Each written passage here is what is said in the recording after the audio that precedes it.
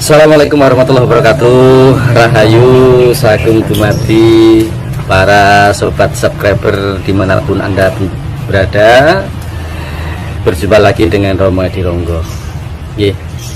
Ada beberapa pertanyaan yang diajukan oleh narasumber kita pada siang hari ini mengenai tentang bencana. Saudaraku, dalam sabda Gusti sudah paring dawuh bahwasanya jagat semesta ini pada akhirnya akan dimusnahkan. Kalau orang Jawa paham tentang adanya Hono Coroko Doto Sawolo Podo Joyo Nyomo Gobotongo, maka di situ yang akhirnya akan asal ono Bali ora ono. Namun seyogianya hal ini tidak menjadi kita semua ketar-ketir, namun justru malah bisa menambah kekuatan, keimanan, ketakwaan kita terhadap Tuhan yang Maha Esa, Allah Subhanahu wa Ta'ala, penguasa seisi dunia, dan sesungguhnya tiada yang pantas disembah melainkan Dia. Saudara subscriber yang senantiasa dirahmati Allah, adanya bencana, adanya musibah, selain karena zaman sudah tua, namun juga karena kelalaian manusia itu sendiri, di mana alam diperkosa tanpa memperhitungkan dampak lingkungan, sehingga ketika air hujan turun terjadilah banjir. Saudaraku, Allah tidak akan pernah murka kepada umatnya, karena Beliau adalah Maha Welas Asih, Maha Kasih Sayang, Maha Melindungi. Tapi manusia sendirilah yang melupakannya, karena sesungguhnya Allah tidak ingin disembah, Allah tidak ingin disanjung, Allah hanya Maha Memberi. Tapi ketika manusia lupa akan menyembah kepada Sang Penciptanya, ini yang terjadi. Dalam ramalan Sabdo Palon Noyo Genggong di tahun 1572,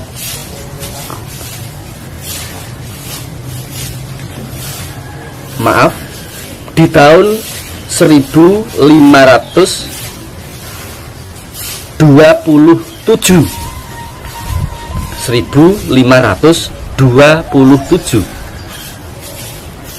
dengan ditengarai Condro Sengkolo Pandito Mulat Tataning Gusti.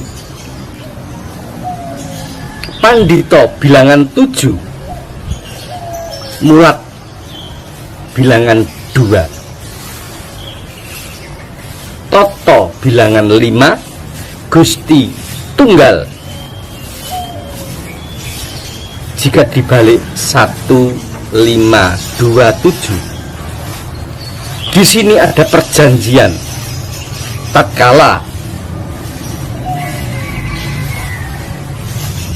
Kanjeng Prabu Brawijaya menyatu dengan ajaran Rasul karena ajaran cucunya Kanjeng Sunan Kalijaga. Disinilah Sabda Palon mengingatkan dalam terjemahan bahasa bebas bahasa Indonesia. Duh sinungun, mengapa panjenengan harus berganti agama?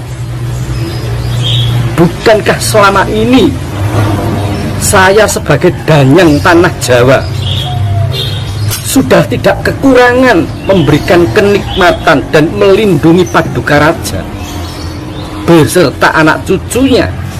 Bahkan sebelum panjenengan naik tahta, saya sudah menguasai tanah Jawa. Dan harapan satu-satunya sebagai pelestari ajaran budi adalah panjenengan. Namun mengapa dengan tiba-tiba karena bujuk rayunya cucu panjenengan Sunan Kalijaga, panjenengan begitu mudah mengalihkan kepercayaan? Maka Sang Prabu pun menjawab, iya Ki Danyang Sabdo Palon dan Ki Danyang Noyoginggong. Apa yang saya lakukan mengikuti ajaran suci, ajaran Rasul.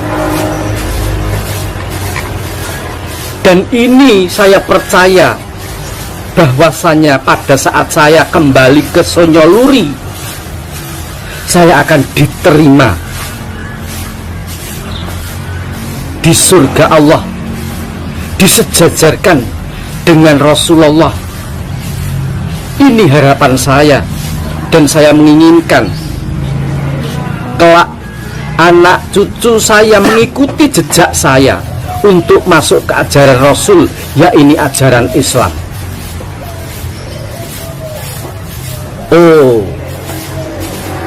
Sang Prabu panjenengan lupa bahwa sesungguhnya apa yang diajarkan Rasulullah itu benar. Memang apa yang diajarkan Rasulullah itu benar. Sekali lagi, yang diajarkan Rasulullah itu tidak ada yang salah. Bahwa sesungguhnya tiada sang pencipta selain Allah, dan tiada nabi sebagai panutan selain Rasulullah. Namun ketahuilah Sang Raja, pada saatnya nanti ajaran Rasul ini akan terpecah menjadi beberapa bagian karena ulah nafsu serakah. Ini yang belum dikuasai, dan pada saatnya nanti banyak orang tersesat yang mengaku aku ajaran Rasul. Ini yang membuat musibah. Maka sekali lagi saya ingatkan, ibarat sang raja melangkah belum sampai masuk ke dalam gapura, keluarlah sang raja untuk kembali menjadi momongan saya dan menguasai ajaran budi di tanah Jawa.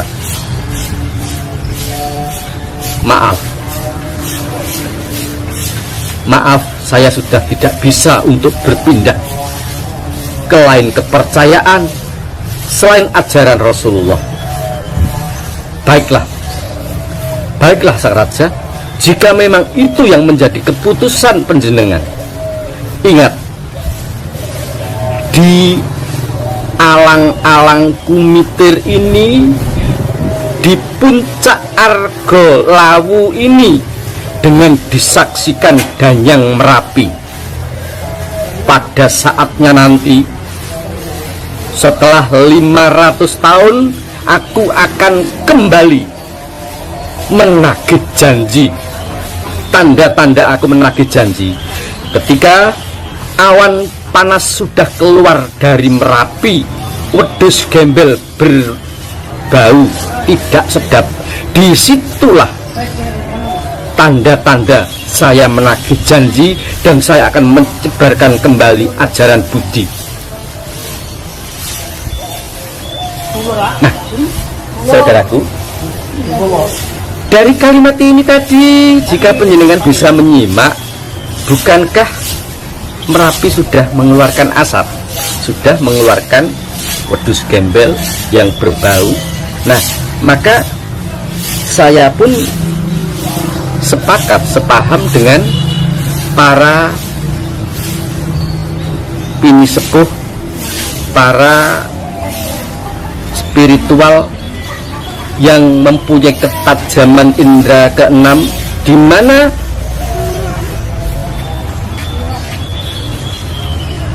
prahara bencana ini tidak hanya berhenti sampai di sini. Bukankah sudah kita saksikan beberapa bulan yang lalu gempa terjadi di mana-mana. Setelah Jawa Timur ada di daerah istimewa Yogyakarta, dan sekarang erupsi Merapi yang masih dalam status siaga. Hujan setiap hari tiada henti, tanah datar menjadi banjir. Hal ini disebabkan karena apa? Bisa jadi karena ulah manusia, namun bisa jadi tanda-tanda sang danyang sabdo palon noyo gendong itu nagih janji. Apakah ini akan kiamat? Wallahu a'lam bishawab. Karena kiamat itu hanya Allah yang menentukan, hanya Allah yang tahu.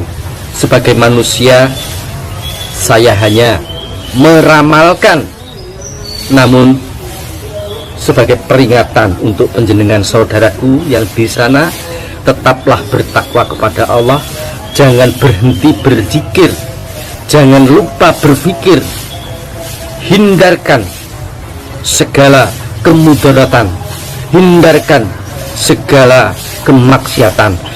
Mulai saat ini berhentilah, lebih banyaklah beribadah, karena alam sudah marah. Benar Romo, apakah dengan adanya kasus corona yang semakin hari semakin bertambah, banyak korban, ada pagi sakit, sore meninggal, apakah ini ada hubungannya dengan sabdo palon nagih janji itu Romo? Yang disebut musibah itu bukan hanya alam, namun juga wabah. Yang disebut musibah bukan hanya bencana alam, tapi juga musibah. Dan musibah itu beraneka ragam. Ada yang berupa penyakit yang disebarkan, yang dinamakan kolobendu, yang dinamakan pagebluk, di mana orang sakit pagi merasakan sakitnya, sore meninggal, malam merasakan sakit, paginya dikubur. Dan ini terjadi kalau kita mengikuti berita, berapa puluh, berapa ratus orang yang meninggal setiap hari yang disebabkan oleh virus. Tanda bahwasanya wabah ini merupakan musibah, namun juga teguran untuk umat agar tetap rajin beribadah. Nah, kembali tentang pertanyaan, apakah corona ini menjadi salah satu penyebab? Ya, corona hanyalah sarana. Corona hanyalah sarana. Bukankah sudah diperingatkan dengan tanda-tanda corona? Kita harus menjaga jarak, mencuci tangan, memakai masker. Jika mencuci tangan ini bersih, maka bersih itu artinya adalah suci. Nah, kesucian ini bukan hanya berhenti di dalam kesucian hati, melainkan juga kesucian diri. Suci bukan untuk orang lain, melainkan suci untuk batin kita. Sucikan dari niat iri, dengki, dan hindarkanlah nafsu serakah. Suci, berwudu, lantas jaga jarak. Ini adalah mengajarkan agar kita ini selalu waspada dalam pergaulan. Jika akrab, jangan terlalu akrab, namun jika jauh, jangan terlalu renggang. Artinya apa?